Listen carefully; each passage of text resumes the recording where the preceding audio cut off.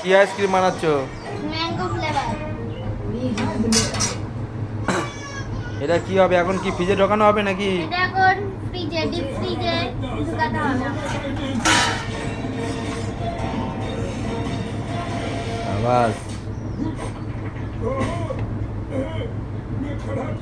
Deep ফ্রিজে ঢুকিয়ে দিলে বিকালবেলা সবাই খেতে পারবে।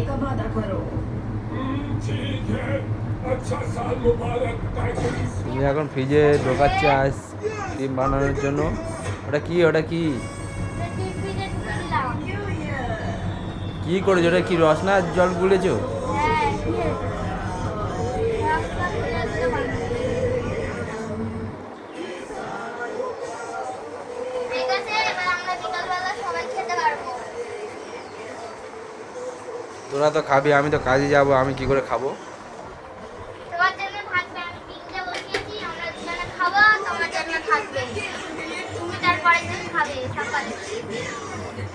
ঠিক আছে, তাহলে আপাতত এখন কাজে যাওয়ার জন্য রেডি হই তাহলে।